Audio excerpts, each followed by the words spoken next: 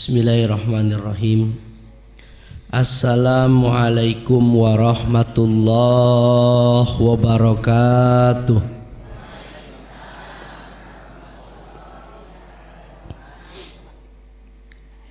Bapak-bapak, ibu-ibu, apa kabarnya, sehat?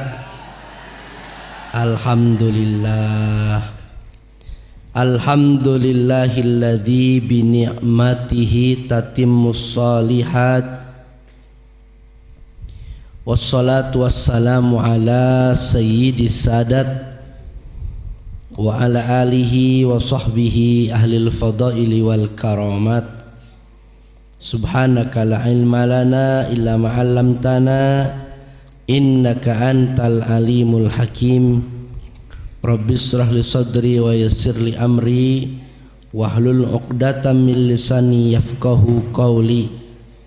Rabbana zidna ilma warzuqna fahma birahmatika ya arhamar rahimin. Allahumma alhimna rushdana waftah lana qulubana wahdina ila siratikal mustaqima. Bersyukur kehadirat Allah dengan sama-sama mengucapkan alhamdulillahi rabbil alamin. Bersalawat kepada Rasulullah Habibana wa Nabiyana Muhammad sallallahu alaihi wasallam. Allahumma salli ala Muhammadin wa ala alihi wa sahbihi ajmain. Hadirin hadirat, bapak-bapak, ibu-ibu, para alim, para tokoh, para sesepuh, guru-guru kami, adik-adik remaja, para pemuda, semua kita yang hadir di majelis kajian Ahad pagi ini, semua kita adalah hamba-hamba yang dimuliakan Allah. Amin ya rabbal alamin. Kita masuk di bulan Zulhijjah, merupakan satu keistimewaan karena Allah Subhanahu wa ta'ala memang menjadikan sesuatu itu istimewa. Sesuatu itu istimewa apabila memang Allah yang mengistimewakannya. Maka ada waktu-waktu yang istimewa, hari istimewa, pekan istimewa, bulan dari 12 bulan ada yang diistimewakan. Begitu juga dengan amalan-amalan. Banyak amalan kebaikan tapi ini istimewa. Maka oleh sebab itu penting kiranya di momen ini kita mengambil pelajaran agar waktu yang kita lalui tidak lewat, tidak berlalu begitu saja tanpa makna. Sudah banyak bulan Zulhijjah kita lewati seumur hidup kita, tapi hanya lewat, sekedar lewat. Biasanya Zulhijjah, wah ini bau-bau orang apa bu? Orang haji, walimatul hajj atau walimatus safar. Banyak undangan makan, ya. Barulah kita sadar, oh iya ini bulan Zulhijjah, bulan haji. Kurban, barulah kita teringat dengan bulan haji, karena di sana ada kurban. Padahal lebih dalam daripada itu, Zulhijjah adalah bulan yang istimewa. Maka beberapa poin kita sama-sama pelajari pada pagi ini menjadi oleh-oleh, kita kuasai ilmunya, sehingga pada bulan-bulan berikutnya, pada Zulhijjah berikutnya, maka kita sudah pegang, ya, kita kuasai ilmunya. Ya. Halo, halo, belum sarapan? Sama. Ya, kalau sarapan nanti malah ngantuk, ya. Baik, yang baru datang langsung melihat ke depan, ya. Jangan ngobrol. Baru datang sudah ngobrol. Bukan ngobrol Pak Ustadz, hanya menyapa kanan dan kiri. Kanan kiri satu saja, jangan semua disapa. Bapak Ibu, kapan kita berlebaran? Halo, kapan kita lebaran haji? Idul Adha kapan? Sudah belum keluar tanggalnya? Kapan? Bareng tidak?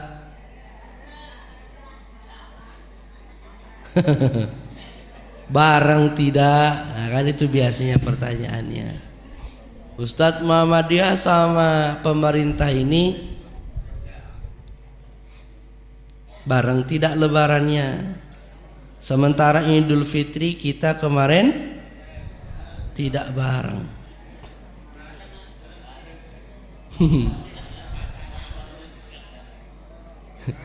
Ya, Ramadannya yang tidak bareng. Baik, saya mulai dari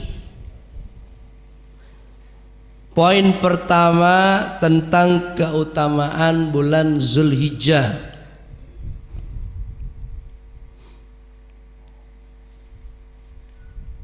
Yang pertama, bulan ini merupakan salah satu dari 4 bulan yang dimuliakan, sehingga tidak boleh ada perang di dalamnya, tidak boleh ada pertumpahan darah.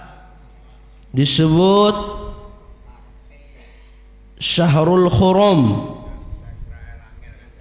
atau Ashhur al-Hurum, bulan-bulan yang haram terjadi pertumpahan darah. Dulu di zaman jahiliyah,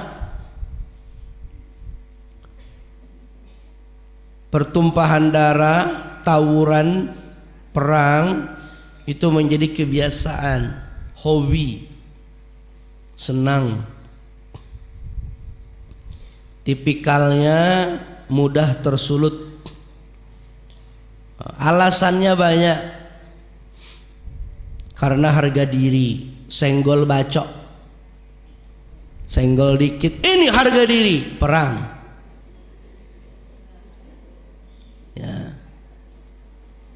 Apalagi menyangkut dengan hal-hal yang bagi mereka dianggap prinsip. Ya. Pembunuhan terjadi, maka mesti nyawa bayar nyawa. Satu keluarga terlibat untuk satu persoalan, berkembang menjadi keluarga besar yang kita sebut dengan kabilah, kelompok masyarakat. Masalah kecil personal berkembang jadi masalah keluarga, antar keluarga. Antar keluarga berkembang menjadi antar keluarga besar. Lama-lama RT RW terlibat. antar kelurahan, antar suku bangsa, warna kulit. Ini terjadilah pertumpahan darah. Bahkan kita mengenal yang disebut dengan ghanimah. Jadi harta berpindah kepemilikannya dari satu orang ke orang lain, dari satu keluarga ke keluarga lain, itu legal, boleh karena perang, ya, karena perang. Jadi akan sulit membedakan mana perang membela kehormatan dengan begal. Jadi sulit membedakannya. Nah, pertumpahan darah itu diatur bahwasanya bulan itu ada 12. Di dalam yang 12 itu ada 4 bulan haram, bulan yang dihormati, bulan yang dimuliakan. Salah satu pantangannya adalah dilarang terjadi pertumpahan darah. Dan orang-orang Arab jahiliyah itu taat patuh, ya. Jadi mesti diketahui bulan yang 12 itu sejak sebelum Nabi Muhammad hadir itu sudah ada. Memang 12 itu, ya. Nama bulannya apa Ustadz? Sama dengan nama bulan yang kita kenal sekarang. Apa? Coba mulai lagi. Bulan Komariah. Halo? Siap? Versi Jawa dulu ya. Hah? Versi Sragen. Yo, Muharram. Terus 1. Mulai ulangi. 1, 2, 3, 1 2 3 4. Rabiul Awal kan mulud toh.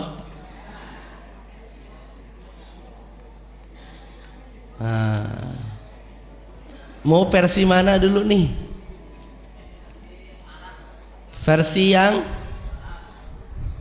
katanya orang Jawa lidahnya beda. Sofar wangel.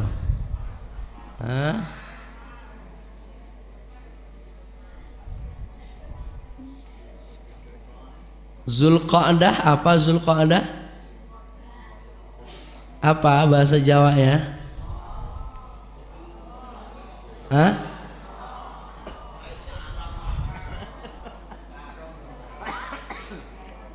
Haji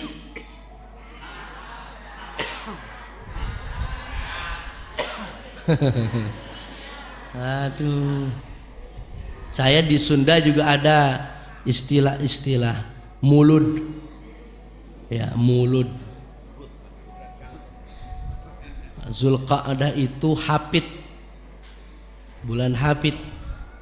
Ya, coba yang standar: Muharram, Safar, Rabiul,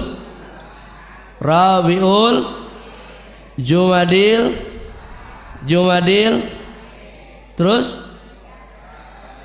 Rajab, Sya'ban, Ramadan, Syawal, Zulqa'dah, Zulhijjah. Hafal? Ulangi: Muharram, Safar, Muharram, Safar, Syawal ki piye? Ulangi: Muharram, Safar, Rabiul Awal, Rabiul Akhir, Jumadil Awal, Jumadil Akhir, Rajab, Sya'ban, Ramadan, Syawal, Zulqa'dah, Zulhijjah. Siap ujian semester. Ya. Ini hitung-hitungan bulan Qamariyah. Sejak dahulu kala 12 bulan ini sudah ada nama-namanya sama seperti yang kita ucapkan barusan. 12 ini menjadi apa Ustadz? Ini menjadi ilmu Allah. Inna iddatash syuhur indallah ithna asyara syahran. Sesungguhnya jumlah bilangan bulan di sisi Allah itu adalah 12. Jadi sudah sinkron, sudah sesuai 12 bulan. Ya. Ini berdasarkan Qamariyah. Tanggalnya sudah berlaku. Ya. Sudah berlaku. Yang belum berlaku itu tahunnya. Dalam tradisi Islam tahunnya belum berlaku. Tahun itu diingat sesuai dengan peristiwa Nabi lahir ketika tentara Abrahan pasukan berhendak menghancurkan Ka'bah. Maka disebut tahun gajah. Ya, di zaman Nabi belum ditentukan tahunnya. Di zaman Sayyidina Abu Bakar khalifah juga belum. Di zaman Sayyidina Umar mulailah muncul, ya, ada diceritakan tentang utang piutang. Bayar hutangmu itu loh. Begitu kan. Tahun piro, mesti begitu. Ini ada catatannya. Nah itu tanggal, bulan, tahunnya kapan? Jangan-jangan masih 2 tahun lagi. Maka ini jadi masalah. Perlu ada tahun. Belum lagi surat-surat yang dikirim. Di zaman Sayyidina Umar surat-surat menjadi penting, surat-surat yang sudah distempel negara. Suratnya resmi, sah, legal, tidak bisa dipalsukan. Ada tanggal, ada bulan, tapi tak ada tahun. Ya. Sementara perjalanan surat lama. Maka pentinglah untuk dibuat tahun. Maka Islam memiliki yang kita sebut dengan tahun hijrah. Diambil dari momentum hijrah Nabi dari Makkah ke Yathrib. Maka disebut kalender hijriyah. Ya, kalau ngitungnya berdasarkan Nabi lahir, mungkin bukan hijriyah. Ya, nama yang lain. Berdasarkan Nabi menikah dengan Khadijah, lain lagi itu nama. Bukan hijrah. Cari nama yang lain. Tapi kaum muslimin memutuskan, mereka musyawarah rapat sehingga muncullah istilah hijriyah. Ini terjadi pada tahun berapa? Coba nanti dicek. Kalau tidak tahun ke-17, tahun ke-17 hijrah, sudah disebut hijrah. Tahun ke-17 sejak Nabi berada di Madinah, tahun ke-17. Sementara Nabi wafat tahun 11, Abu Bakar memerintah 2 tahun 3 bulan, berarti tahun 14. Selang 3 tahun Umar memerintah, maka muncullah kebijakan terkait dengan kalender hijriyah. Saya ulangi, maka sejak sebelum Islam hadir, di zaman jahiliyah jumlah bulan adalah 12 dengan nama-nama yang kita hafalkan tadi. Ada di dalam 12 itu adalah bulan yang mulia, disebut dengan Ashhurul Haram, 4 bulan. Di antara karena dimuliakan maka dilarang untuk terjadi perang. Apa saja bulan 4 itu? Ada yang hafal 4 bulan yang mulia itu? Halo? Bulan apa saja? Ya, Muharram. Terus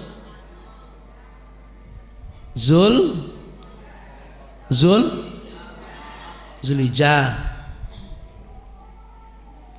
2 lagi. Bulan apa? Bulan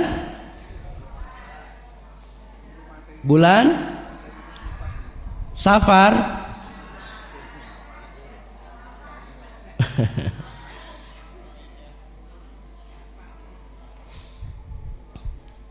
Ya, bulan Zulqa'dah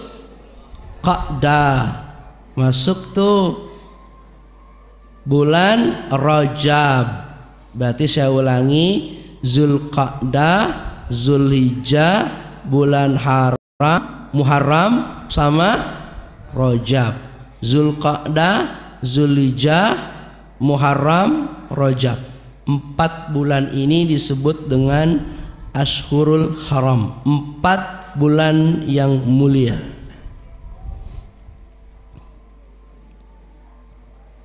Kemudian yang kedua, kenapa bulan Zulhijjah ini dianggap mulia?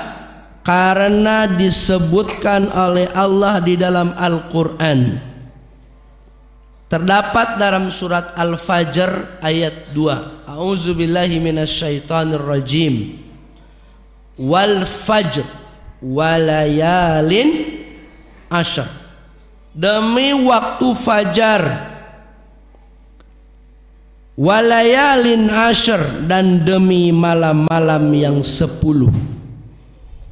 Kata para ahli tafsir termasuk Ibnu Katsir, yang dimaksud dengan 10 malam yang 10 malam itu adalah 10 yang ada di dalam bulan Zulhijjah, 10 awal bulan Zulhijjah. Maka apa yang disebutkan Allah ini menunjukkan keistimewaan. Keistimewaan yang lain yang ketiga, karena amalan-amalan di bulan itu juga istimewa. Ada amalan-amalan di bulan Zulhijjah ini istimewa, mirip dengan bulan Ramadan, maka dibanding-bandingkan dengan Ramadan. Selama ini kita banyak membahas tentang Ramadan, keutamaannya, ibadahnya di dalamnya dilipat gandakan 10 kali lipat. Ternyata ada di bulan Zulhijjah itu yang amalannya istimewa. Berdasarkan hadis sahabat Abdullah bin Abbas. Hadis ini ada di dalam Sahih Bukhari, juga diriwayatkan oleh Tirmizi. Lafaz yang saya tulis itu dari Tirmizi. Ma min ayyamin al-amalu salih fiha ahabbu ilallahi min hazihil ayyam.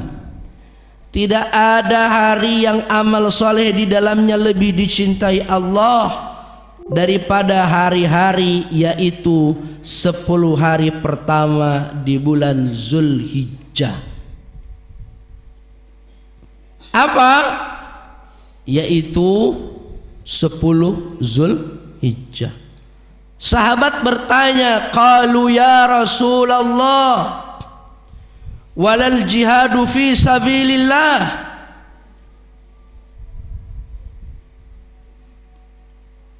Tidakkah juga jihad fi sabilillah? Maksudnya adalah amalan utama diantaranya kan jihad fi sabilillah. Jihad fi sabilillah ini dikerjakan di waktu kapan saja kecuali bulan Zulhijjah. Bulan Zulhijjah atau bulan 4 ya, yang tadi haram berperang itu diizinkan berperang kalau terpaksa. Musuh datang kepada kita menyerang, membabi buta, maka terpaksa kita mesti membela diri. Maksudnya jihad fisabilillah ini adalah amalan yang hebat. Tetapi bulan Zulhijjah kan tidak ada perang, tidak ada jihad. Apakah jihad fisabilillah ini juga kalah jika dibandingkan dengan amalan-amalan yang lain yang ada di bulan jihad di dalam bulan Zulhijjah? Kata Nabi menjawab, ya. Jihad pun kalah istimewanya dengan amalan-amalan biasa yang dikerjakan dalam bulan Zulhijjah. Kecuali illa rajulan kharaja bi nafsihi wa malihi thumma lam yarji'u min dzalika bi syai'in. Kecuali ada jihad dalam rangka fi sabilillah, pulang tidak ada yang kembali, harta habis, nyawa pun tidak ada, artinya mati syahid. Barulah kalau mati syahid setara. Hadirin hadirat rahimakumullah, maka bulan Zulhijjah ini banyak sekali amalan-amalan yang baik untuk kita lakukan karena Allah sangat menyukai amal saleh. Yang keempat, karena di dalam bulan Zulhijjah ini ada ibadah haji.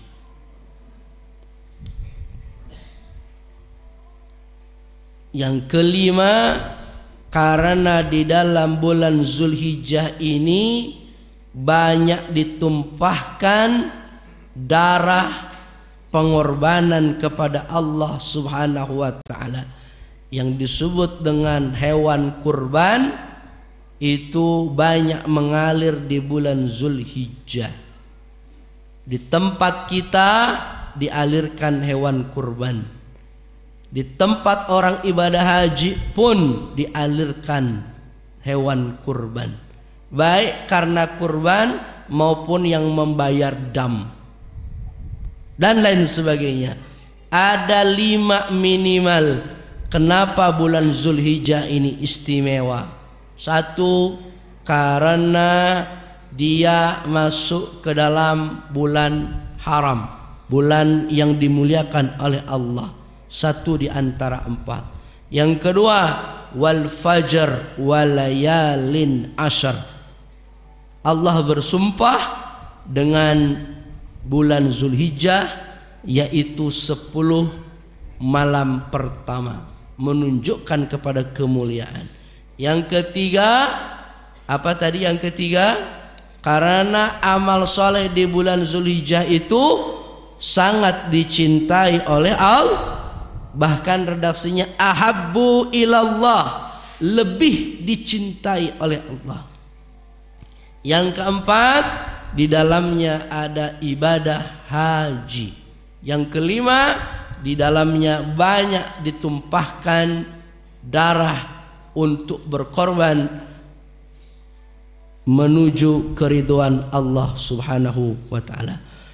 Hadirin hadirat rahimakumullah, poin berikutnya tentang amalan-amalan apa saja yang baik dilakukan di bulan Zulhijjah. Saya meringkasnya ke dalam 7. Lebih dari 7 silahkan. Yang pertama adalah berpuasa pada 9 hari pertama bulan Zulhijjah. Hadis ini ada di dalam hadis Abu Daud. Kana Rasulullah sallallahu alaihi wasallam yasumu tis'a zi al-hijjah. Adalah Rasulullah melakukan puasa 9 hari bulan Zulhijjah. 1, 2, 3, 4, 5, 6, 7. Ditambah tanggal 8 yang disebut dengan hari Tarwiyah. Di Muhammadiyah ini kurang terkenal puasa tanggal 8. Ya. Terkenalnya tanggal 9. Ini untuk pengetahuan kita. Kalau majelis tarjih, majelis tarjih kan saya sendiri. Kalau majelis tarjih ditanya, Ustadz, bagaimana dengan puasa hari Tarwiyah? Bagaimana di Muhammadiyah? Di Muhammadiyah ada pandangan yang berbeda. Apakah ada dalilnya Ustadz di luar itu? Ada. Dalilnya apa? Ini dalilnya hadis ini. Hadis ini disahihkan oleh Syekh Al-Albani. Jadi Anda yang mau melaksanakan puasa tanggal 8 silahkan. Pakai dalil mana? Pakai 2 dalil. Dalil yang pertama, dalil yang ini, karena Rasulullah yasumu tis'azi al-hijjah. Nabi puasa 9 hari di awal, 1, 2 sampai tanggal 9. Cuma tadi dibagi-bagi, 1 sampai 7 itu 8-nya Tarwiyah, tanggal 9-nya adalah Arafah. Jadi full, gitu ya. Dalil yang kedua pakai dalil umum. Apa dalil umumnya tadi? Bahwasanya 10 awal di bulan Zulhijjah itu amalan adalah yang paling dicintai oleh Allah. Maka puasa. Anda mau puasa sekalian puasa saja. Ustadz, saya niatnya puasa awal Zulhijjah sekalian puasa qadha. Ini kebiasaan ibu-ibu. Dibalik ya, kalau mau begitu, niatnya puasa qadha sekalian puasa Zulhijjah. Niatnya puasa qadha sekalian Zulhijjah. Niatnya puasa qadha sekalian Senin Kemis. Pahalanya bagaimana? Dapat double itu. Tapi niatnya mesti ditata. Niat yang wajib dulu sekalian sunnah. Ya Bu ya. Nah, bapak-bapak jarang yang qadha. Ya, ibu-ibu yang qadha. Yang wajibnya niat tolabul ilmi, datang ke ahad pagi. Sekalian nagih utang, nah itu tambahan. Sekalian nagih utang tambahan. Sekalian golek sarapan, kalau ada sarapan soto di ahad pagi. Tempat lain begitu Pak, kajian subuh, wah semangat betul. Kenapa? Golek sarapan gratis. Suami berangkat, istri diajaknya, putranya diajak semua. Berapa? 7. Sak mantu-mantu diajak. Keluarga besar, panitia tekor. Ini namanya ishtirak fin niyat. Banyak dalam niat. Boleh niat kebaikan diperbanyak. Apa dalilnya Ustaz?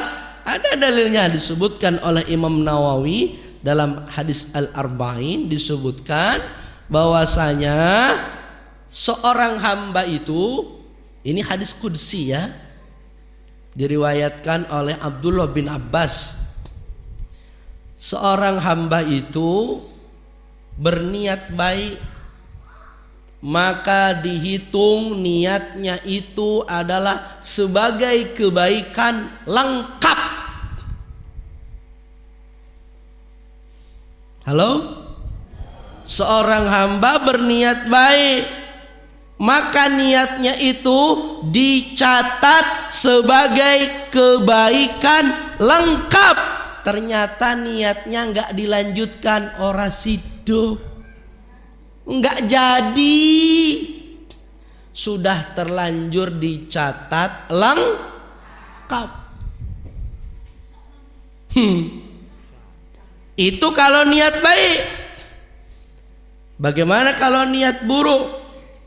Niat buruk seorang hamba tidak dicatat sampai niatnya itu kejadian. Kalau kejadian, maka dicatat sebagai keburukan. Tapi kalau tidak jadi, dalam pandangan yang lain, gara-gara tidak menjadikan niat buruknya, dia dapat pahala kebaikan gara-gara menentang niatnya. Maka disebut dengan inilah keadilan Allah. Keadilan Allah itu beda dengan keadilan kita. Kalau kita pinjam uang 1.000, bayar 1.000, lebih dikit riba. Nggak gitu kan, zalim. Itu kan kalau lebih dikit kita kan begitu keadilannya, mesti impas. Tapi keadilan Allah kan nggak begitu. Ternyata baru niat sudah dianggap, niat baik sudah dianggap kebaikan penuh.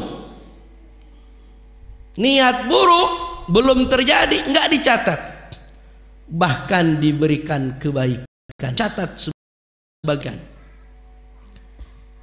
Oleh sebab itu, karena niat baik saja sudah dianggap kebaikan, sudah banyak.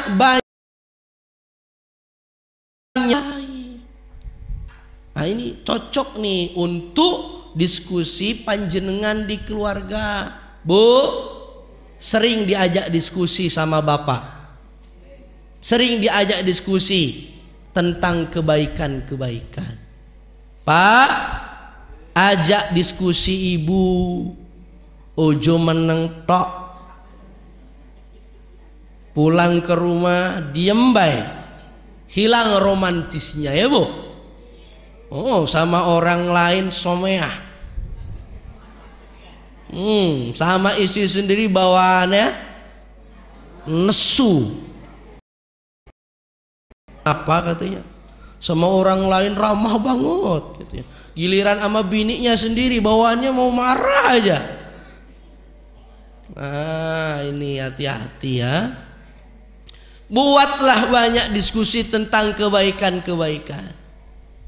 Ya, saya sama istri saya bilang, nanti kapan kita mau kurban unta ya? Nggak usah ajak-ajak lain, kita aja. Ya. Oh iya katanya, masa kita sapi terus? Nah gitu kan? Itu diskusi dengan istri. Anak-anak nih, wah kita mau beli unta katanya. Anak kita baru rencana, dikiranya besok beli unta. Ini diskusi kebaikan bu. Kalau nggak jadi beli unta, insya Allah pahalanya udah unta tuh nanti tuh. Alhamdulillah. Ternyata pada kenyataannya sapi nggak jadi, domba pun zong.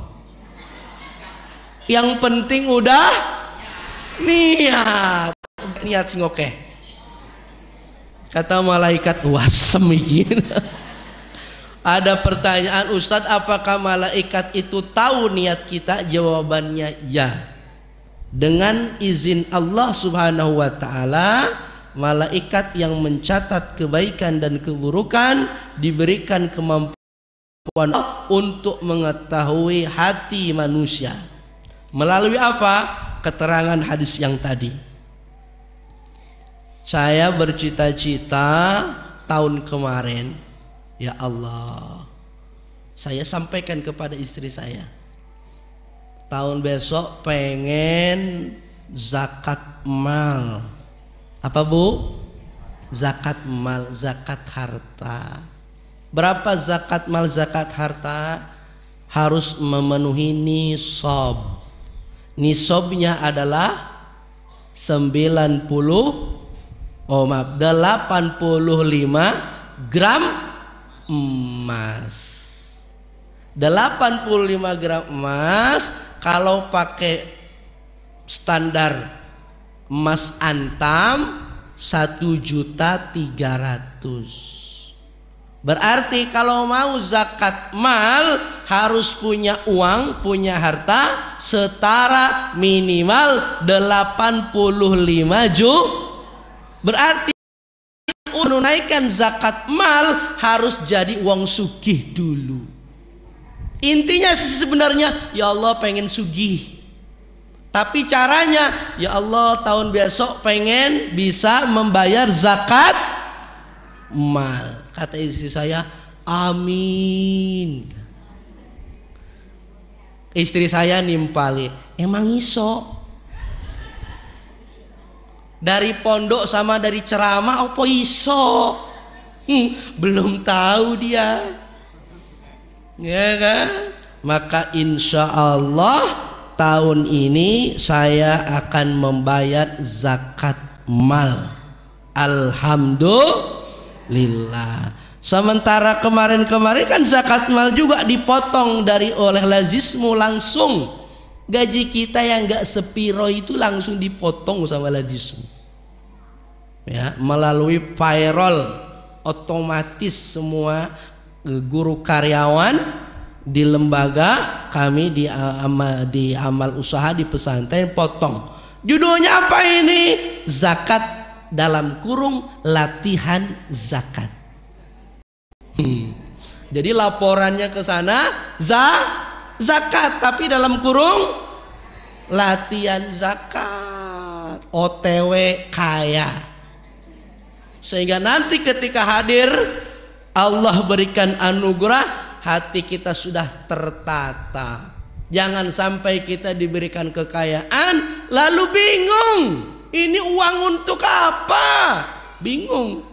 Karena dari awal tidak direncanakan, tidak dilatih dulu. Maka dari sekarang mulai berlatihlah untuk bayar zakat. Termasuk tadi diskusinya, pengen ya bayar zakat mal. Zakat fitrah mah udah biasa. Zakat fitrah mah udah 2,5 kilogram. Itu pun masih dikurang-kurangi. Ambil harganya yang ringan. Berapa zakat fitrah? 45.000. Oh, ada tetangga masjid yang cuma 35.000. Kita ambil itu aja, lebih murah. Masih berhitung-hitungnya ambil yang kortingan yang murah. Katanya mau masuk surga kok murah.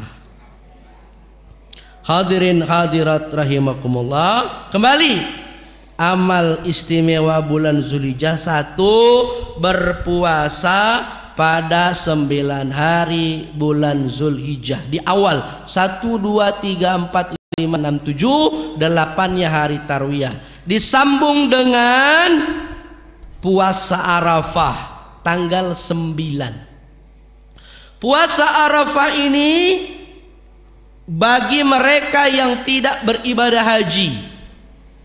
Sementara orang yang beribadah haji, mereka sedang berada di puncak haji, yaitu berkumpul di Arafah, wukuf di Arafah.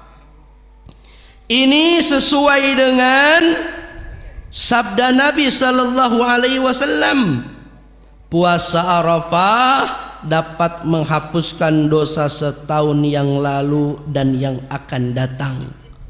Puasa Asyura itu 10 Muharram, akan menghapuskan dosa setahun yang lalu. Arafah setahun yang lalu dan yang akan datang. Puasa Asyura, puasa menghapuskan dosa setahun yang lalu. Bapak Ibu, kenapa dibuatnya bagi yang ibadah haji sendiri, bagi yang tidak beribadah haji sendiri? Yang satu mereka wukuf di Arafah 9 Zulhijjah, yang satunya berpuasa. Maksudnya adalah Allah ingin semua manusia, semua hamba, semua umat Islam merasakan kebaikan bulan Zulhijjah. Makanya dua-duanya kebagian. Maka besok puasa Arafah semuanya puasa. Bikin sahur bersama plus buka bersama PCM Sidoarjo, sponsor utama Lazismu. Nah, di belakang. Biar apa? Semangat nanti. Ya. Puasa Arafah. Yang ketiga, menunaikan ibadah haji bagi yang mampu. Ya. Al-hajju mabrur laisa lahu jazaa'un illal jannah. Haji yang mabrur tidak ada balasan kecuali surga. Haji mabrur. Allahumma hajjan mabrur. Ya Allah, mudah-mudahan hajinya mabrur. Maka untuk sampai haji mabrur, selain bekal harta, juga bekal fisik. Harta fisik. Tidak kalah penting adalah bekal ilmu. Bekal harta, bekal fisik, bekal ilmu. Yang keempat, bekal spiritual saya masukkan. Yang dua ini saya akhirkan, bekal ilmu, bekal spiritual. Ada ustadz wis pinter menguasai fikih ibadah haji, spiritualnya pun mantap, tapi nggak jadi berangkat. Kenapa? Bokeh, nggak ada duit, belum daftar haji, ada uang ngantri, mesti kan ngantri. Fisik juga mesti baik, mesti kuat. Berapa kilometer total ibadah haji untuk berjalan kaki? Kan sudah dihitung ya. Berapa kemarin itu saya menghitung kemarin. Seorang hujjaj, seorang haji itu total bisa berjalan sekian kilometer, maka mesti berlatih. Ya, mana catatan saya kemarin? Ya, mesti berlatih. Ya, memang betul ada pertolongan Allah, tapi mesti disiapkan. Makanya banyak calon ibadah haji, calon haji itu olahraga, enggak pakai sendal, bagus betul. Kenapa keliling sawah Pak latihan Pak Ustaz? Enggak pakai sendal. Lo memang kami nanti sa'i dari Safa Marwah itu tak pakai sendal. Loh, kenapa enggak pakai sepatu? Kami nanti tawaf itu tak pakai sepatu. Pertanyaannya, Anda nginjek apa? Anda nginjek tanah, di sono nginjek, halo, tembok, keramik, marmer. Jenengan di sini nginjek aspal, nginjek kerikil, di sono halus. Awas, jangan salah strategi. Maka untuk kesehatan baik nginjek yang tidak rata. untuk menghindari yang namanya rematik, pegel, linu, encok, seterusnya. Tapi untuk latihan tawaf dan sa'i berjalannya di tempat yang licin, keramik, granit, lantai. Kenapa? Pegel, Pak. Ternyata jalan di keramik tidak pakai apa-apa itu sakit, Pak. Keju dalam bahasa Jerman. Sakit. Sementara latihan kemarin muterin sawah. Nah, ini rasanya beda. Ya, rasanya beda. Maka ini perlu dilatih. Ada harta, ada fisik. Ini fisik. Ya. Yang lain ilmu. Jangan mengandalkan pembimbing haji. Pembimbing haji bagian daripada khidmat, servis. Wah, jamaah dimanjakan berlomba-lomba. Makanya KBIH Muhammadiyah saya sampaikan mesti prima, karena ibadah haji itu melayani orang beribadah. Kalau perlu ibadah haji punya koper tapi nggak tahu kopernya yang mana. Kenapa? Ada yang bawakan. Dari sejak keluar rumah, masuk kendaraan, turun kendaraan, pesawat, sampai ke hotel sudah ada yang bawakan. Enak toh? Enak. Koper saya mana? Tenang, sudah ada yang bawakan. Kan? Ini mesti berlomba. Maka penyelenggara mesti apa? Fit, double untuk dirinya dan untuk melayani jamaah. Ini pelayan haji, panitia haji encok. Untuk dirinya saja tak kuat, bagaimana melayani. Jamaahnya sudah pinter-pinter. Namanya juga jamaah ahad pagi, menguasai doa-doa. Ibu, wah semua. Ini panitianya malah nggak nguasai. Nah, ini penting.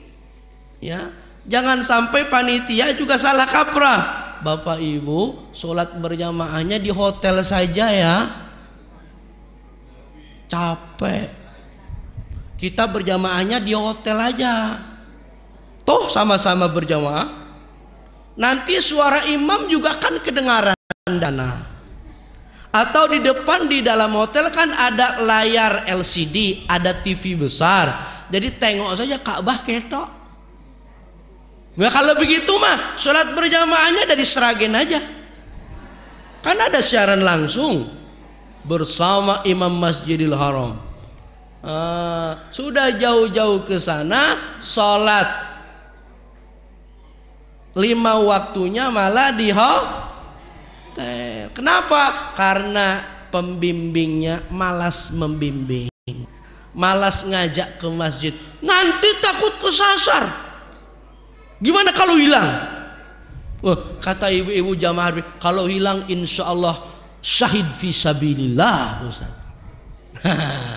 Ya kan, wah, cita-citanya udah tinggi aja. Yang di rumah sudah was-was aja. Diketahui hilang di Masjidil Haram, nggak kebagian lontong sayur.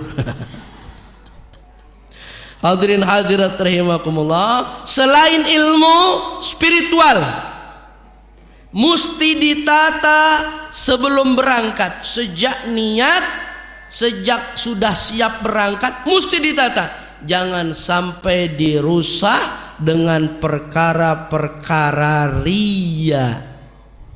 Ini tantangan bagi jamaah ibadah haji. Awalnya kami taria, tapi banyak fasilitas-fasilitas yang membuat hati kita tergelincir. Halo, belum walimatus safar yang berjilid-jilid.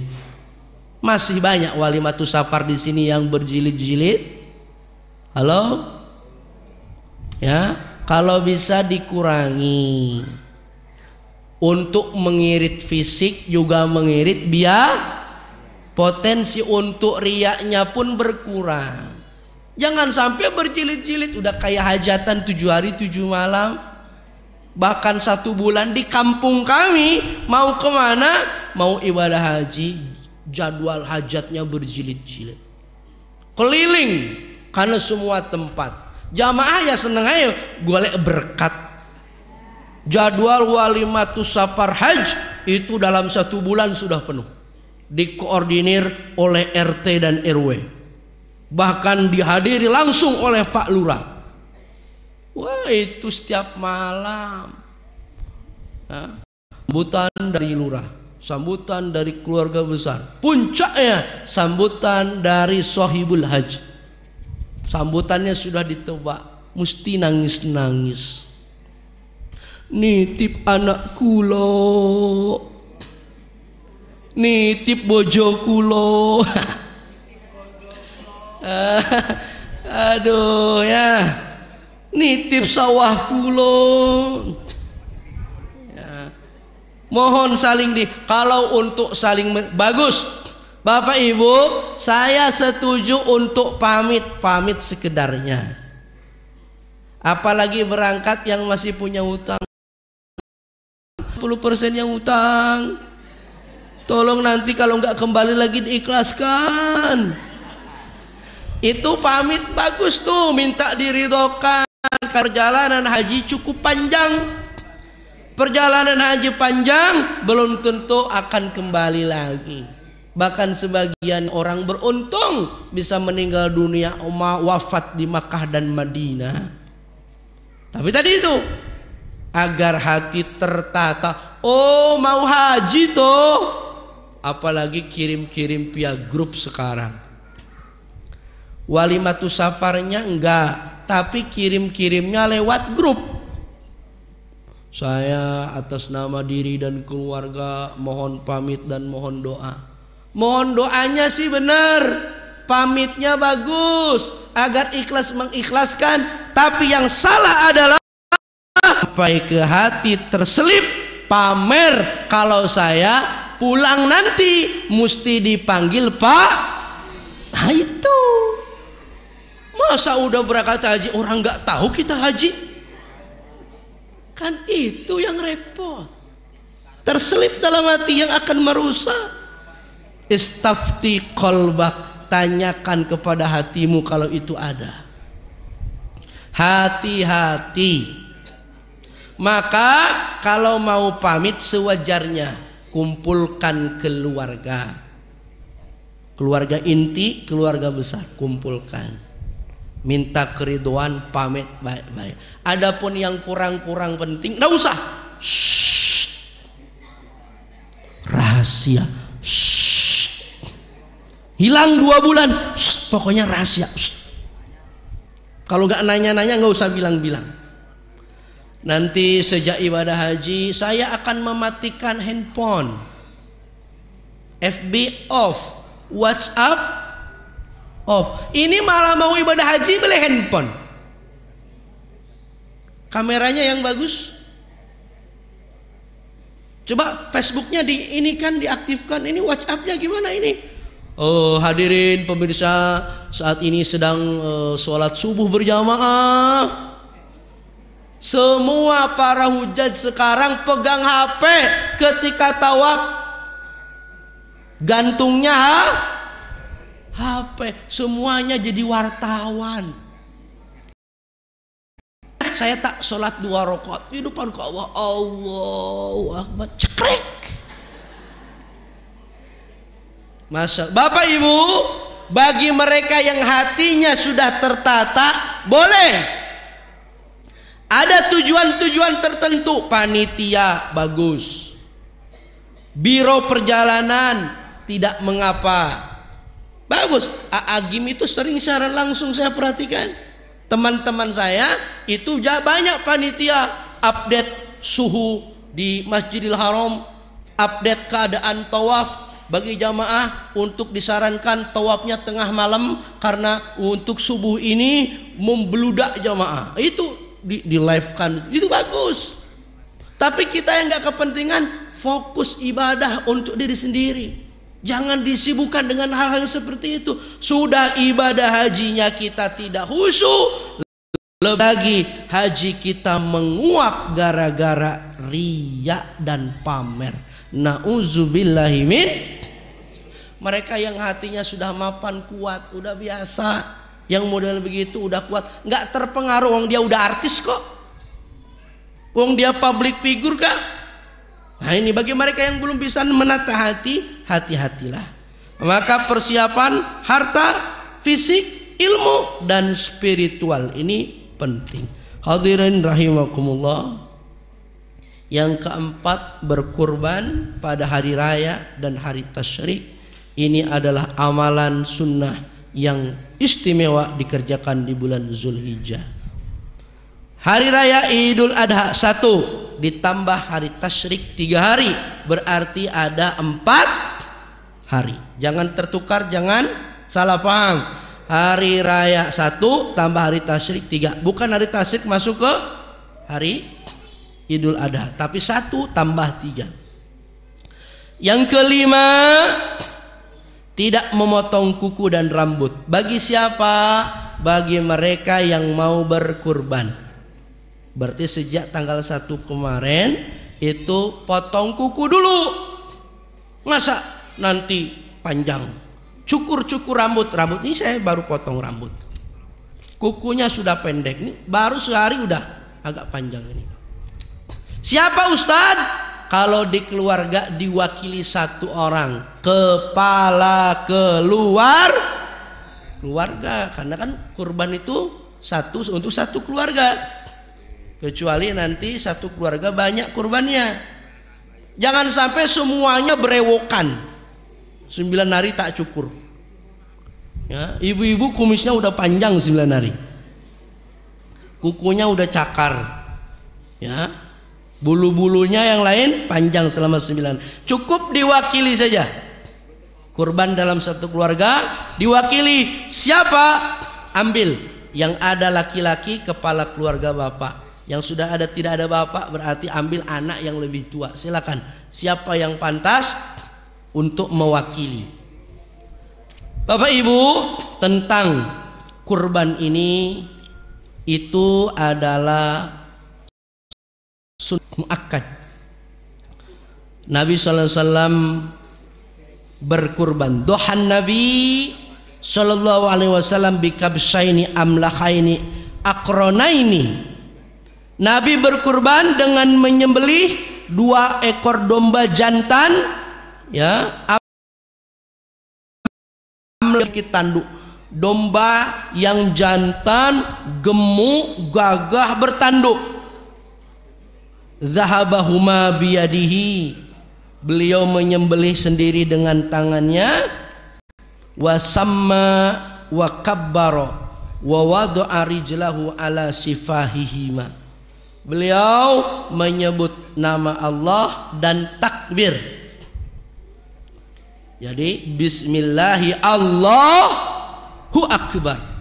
Dalam riwayat yang lain Nabi menyebut 2 itu, 1 untuk dia dan keluarga dan 1 untuk umatnya.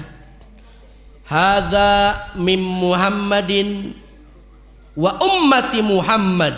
Ini dari Muhammad dan dari umat Muhammad. Nabi SAW masih ingat umatnya yang nanti gak sempat berkurban karena kere. Maka sudah berkurban oleh Nabi. Betapa Nabi itu sangat perhatian terhadap umatnya. Oleh sebab itu masih ada waktu 1 pekan ditambah 4 hari baru kepikir kurban. Sekarang waktunya. Silahkan bisa melalui kurban rendangmu, bertahan 2 tahun.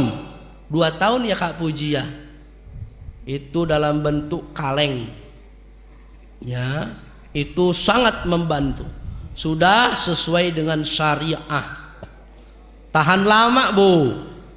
Ada lagi buat abon. Saya usul ke Lazismu bukan hanya rendang kaleng, tapi buat abon. Abon cocok untuk mbah-mbah kakung, untuk anak-anak kecil Buat abon ya, abonmu ya, bagus itu. Di beberapa lembaga ada yang buat abon dan lain-lain, silahkan. Atau melalui masjid panitia, setiap KL mendistribusikan, menerima, termasuk KL Sidoarjo. Silakan. Ini plot untuk kurban di tempat. Ini plot untuk kurban rendangmu. Bahkan disebutkan mungkin ini akan kita kirim ke Palestina karena ini sangat bermanfaat. Yang berada di tempat-tempat bencana protes. Kami setiap hari dikirim mie lagi. Perut kami kembung. Mie lagi. Ya, kembung. Nggak ada tenaga. Sekali-kali daging dendeng kek. Masakan Padang kek. Ya kan? Agar kami bertenaga, maka muncul inovasi rendangmu. Nah, ini pas. Cocok ini. Bisa digunakan untuk tahan lama. Bapak Ibu hadirin hadirat rahimakumullah, silakan. Maka mulai berlatih. Pak Ustadz, budget saya tak banyak. Berapa? 2 juta. Cari kambing domba yang cuilik. Yang penting memenuhi kriteria. Ini kok cilik? Ini umur sudah bagus. Bentuknya pun resep masih bagus, Bu. Bentuknya bulat, cuma kecentet. Yang teman-temannya besar-besar, yang ini kecil. Mungkin banyak pikiran. Tapi posturnya bagus, tak masalah. Hanya dia pendek saja, tidak kelihatan gagah, tapi bentuknya bagus, kulitnya nggak cacingan, bagus. Harganya berapa? 2 juta. Ada yang model begitu. Tapi berapa? 1.500.000. Kurus. Lihat wajahnya kasihan banget, berderai air mata. Sariawan, ya, tulang trok. Kemarin saya ke kandang, ditengok, ada nggak kambing yang 1,8? Ada Pak Ustaz? Ditengoknya, kasihan betul. Model begini tidak boleh. Masa mau persembahan kepada Allah dikasih yang kurus? Dilarang tanduknya pecah, matanya pecah, telinganya putus, ekornya putus, badannya kurus. Nggak boleh. Ada badannya baik, fisiknya baik, umurnya masuk, tapi gila. Gila Pak, diseruduknya. Sudah 5 rumah pusat jadi korban. Sudah 7 orang masuk rumah sakit. Kayak model begini gila. Tidak usah dikurbankan juga, kasih ke belantik, jual di pasar, tidak dikurbankan. Khawatir jamaah yang ini ikut. Itu. Maka ini mesti check and recheck. Hadirin hadirat rahimakumullah.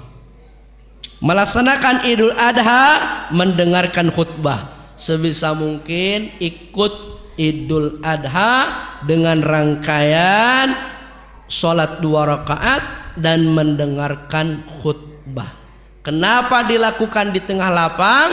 Agar ibu-ibu ikut merasakan. Yang haid bisa menyimak khutbah. Jangan bubar dulu, dengarkan. Pak Ustadz, panas. Memang Idul Adha lebih naik waktunya, agak panas sedikit. Yang penting jamaah sudah kumpul, lebih pagi bagus, khutbah dipersingkat.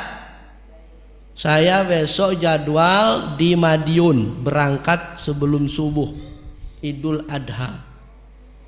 Beberapa waktu lalu saya Idul Adha di lapangan Masaran. Mungkin yang di sini juga berangkat. Saya sampaikan panitia telat. Pak Ustadz, sebentar lagi kita tunggu jamaah. Jam 7 baru mulai. Mungkin jam 7 lebih 10, 15 baru mulai. Sudah matahari naik. Pak Ustadznya sudah gebios. Ya, maksudnya apa? Mulai ditradisikan agar jamaah itu tidak terlambat, datang lebih cepat. Sehingga sholatnya khusyuk, khutbahnya pun sudah diperpendek tapi khusyuk. Karena panas, khutbah baru innal hamdalillah. Oh, ibu-ibu sedang ngobrol. Iya ya, panas ya. Ini lipstik saya luntur. Sudah macam-macam, ini sudah nggak konsen. Padahal yang salah bukan khutbahnya panjang, mulainya terlambat. Maka di manage. Ya. Ini untuk kesempurnaan. Hati-hati yang takbiran, jangan terlalu malam. Nanti kesiangan ketiduran. Mosok Idul Adha masbuk. Masbuknya repot. Ini takbirnya berapa ya, bingung. Ya. Sudah gitu Allahu Akbar langsung ruku. Enggak konsen, padahal takbirnya dilanjutkan, baru buru ruku. Akibat ketiduran. Baik. Yang terakhir adalah tidak makan sejak fajar sampai dengan selesai Idul Adha. Nabi sallallahu alaihi wasallam khusus pada hari raya Idul Adha itu tidak makan dulu. Maksudnya apa? Baiknya sampai nanti menunggu kurbannya. Makanya panitia cepat. Ini Pak Ustadz nih nunggu nih. Ya, Bapak nunggu nih, mau pengen segera. Ya, panitia lebih dulu maka disiapkan. Ya, nungguin itu. Ini kebalikannya Idul Fitri. Kalau Idul Fitri mesti makan dulu, dibatalkan. Ini adalah Syawal, bukan puasa, maka makan. Kemarin kita puasa, hari ini makan. Kalau Idul Adha tahan dulu, jangan makan dulu. Baiknya adalah selesai Idul Adha makan. Hadirin hadirat, terakhir sabar, datangnya juga telat kok. Kapan kita beridul Adha? Untuk tahun ini ada 3 perbedaan. Perbedaan pertama terjadi dengan Saudi Arabia yang melaksanakan hari Arafah tanggal 9 Zulhijjah, itu jatuh pada tanggal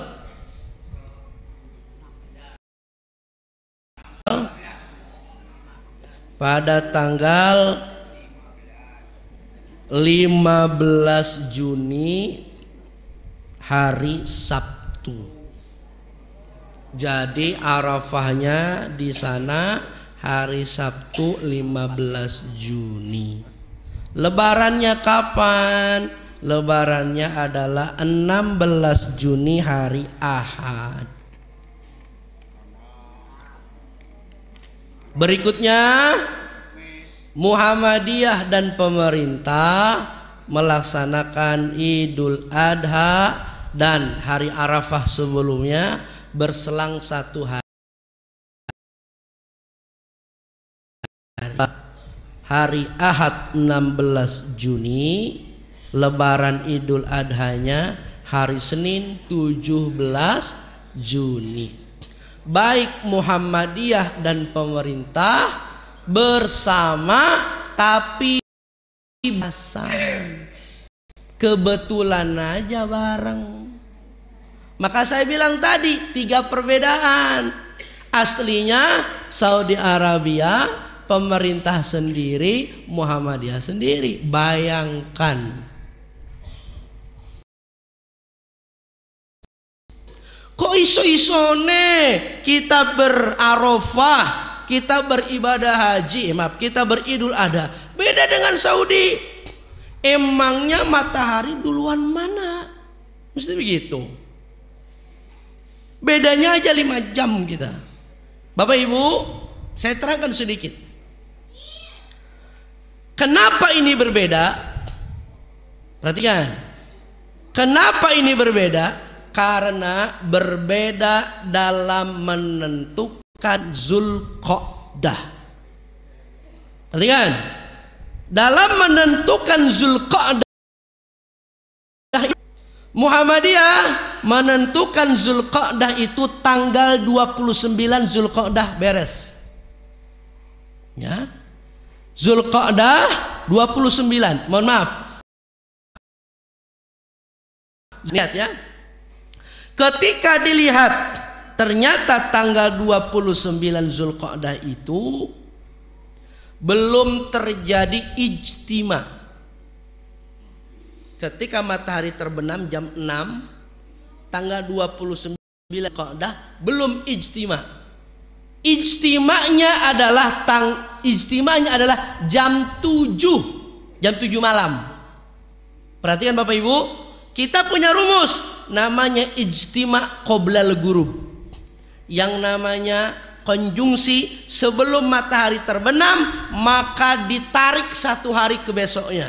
Maka Zulqa'dah versi Muhammadiyah itu adalah 30 hari. Sementara di Saudi Arabia yang berbeda dengan kita telat 5 jam, di sana melihat bulan sudah Zulqa'dahnya 29 itu sudah masuk 1 Zulhijjah. Makanya di sana Zulqa'dahnya hanya 29 hari.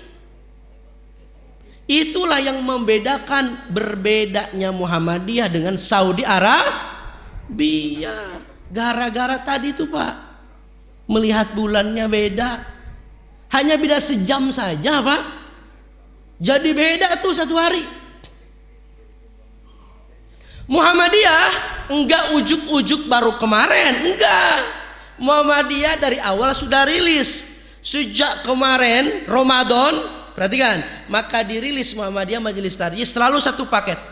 Dengan ini pimpinan pusat Muhammadiyah melalui Majelis Tarjih memutuskan bahwasanya 1 Ramadan jatuh pada hari tanggal ini. 1 Syawal jatuh pada hari tanggal ini, berarti Lebaran Idul Fitri tanggal ini. Masih dilanjutkan. Zulqa'dah tanggal ini, 1 Zulhijjah tanggal ini, puasa Arafah hari Arafah tanggal ini, Idul Adha ini, 1 paket. Maka saya nggak kaget. Saya tinggal nunggu saja. Kira-kira Saudi Arabia mirip Kemenak, nginceng. Saudi Arabia mirip, walaupun di sana banyak insinyurnya, alatnya canggih, tapi masih pakai masih mungkin berbeda.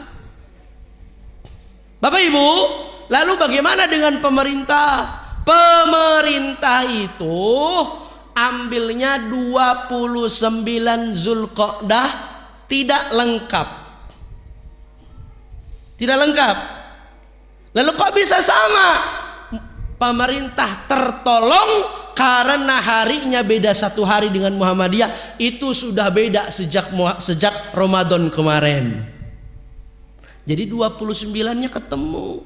Ketemu itu kebetulan. Bukan karena sama sejak awal. Kebetulan aja. Untung kebetulan bareng. Kalau Muhammadiyah sendirian mesti dibully. Muhammadiyah wedan. Di tempat sana sudah Arafah wukuf, ini belum puasa. Muhammadiyah enggak ikut siapa-siapa, wedan. Masa enggak manut Ka'bah? Kan begitu. Masa enggak manut Masjidil Haram?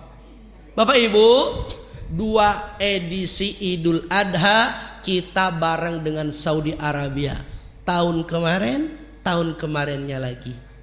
Tahun kemarinnya lagi beda. Sekarang beda, biasa. Bapak Ibu, itulah kenapa Solusinya adalah kalender Hijriah tunggal global. Biar apa? Biar sama.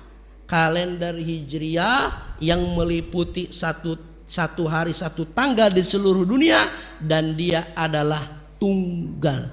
Ini yang kita dorong. Muhammadiyah gak mau kayak gini-gini terus, ya. Maka kita dorong untuk berlakunya kalender Hijriah tunggal global. Muhammadiyah enggak omdo, Pak, enggak omong doang. Ini serius, masalahnya lebih besar. Masalah-masalah lokal-lokal, masalah-masalah intrik, apalagi politik, hilangkan semua. Maka Muhammadiyah jangan main-main. Bapak Ibu sudah tahu yang terbaru yang terjadi dengan BSI, Bank Syariah Indonesia. Kalau BSM, Bank Syariah Muhammadiyah. BSI ini akan terkena dampak yang luar biasa. Kenapa? Akibat keputusan pimpinan pusat Muhammadiyah, instruksi pimpinan pusat Muhammadiyah untuk semua persyarikatan Muhammadiyah yang berada di bawah persyarikatan Muhammadiyah untuk menarik dananya dari BSI dan disebarkan ke bank-bank syariah yang lain, termasuk bank syariah milik swasta. Ada alasan? Ada, tentu beralasan.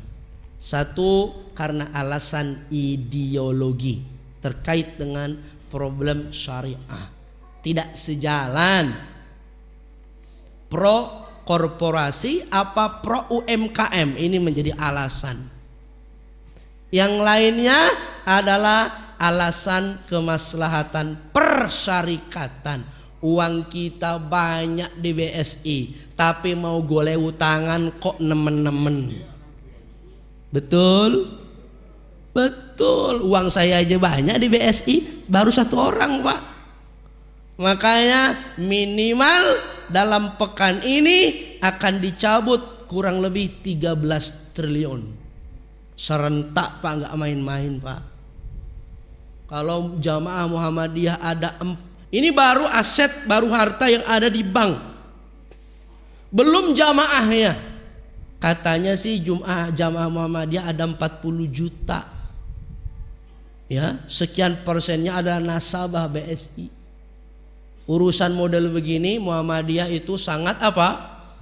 Sami'na wa ata'na, strukturnya sangat rapi. Kalau jamaah diminta untuk pindah semua tuh, Pak. Ini luar biasa. Nah, ini menjadi pelajaran juga untuk BSI. Jangan main-main terhadap umat. Ini harta dana milik umat. Hati-hati Bapak Ibu, ini kasih peringatan. Ya, dana-dana umat yang dikelola oleh negara, hati-hati. BSI itu Bapak Ibu harus baik dari atas sampai bawah. Kenapa? Syariahnya. Komisarisnya harus mengerti syariah. Jangan ini karena partai politik tempel situ tempel. DSN-nya, Dewan Syariah Nasionalnya harus pakar betul. Ya, betul itu. Saya ada 2 teman abang kelas yang ada di sana. Dari NU ada Ustadz Dr. Abdul Ghafur Maimun, putra daripada Syekh Maimun Zubair almarhum. Itu abang kelas. Memang dia, saya S1, dia S2, Pak, dulu. Pulang jadi kiai dia. Saudaranya Yasin, wakil gubernur. Itu masuk DSN, baru rilis kemarin. Dari Muhammadiyah ada Prof. Jaih Mubarak, ahli ekonomi syariah. Muncul ini itu mungkin gara-gara gertakan Muhammadiyah. Ini muncul, Pak. Namanya dari Muhammadiyah. Wallahu alam. Dari ujung sampai bawah mesti syariah. Kenapa? Karena komitmen umat terhadap bank syariah udah bagus.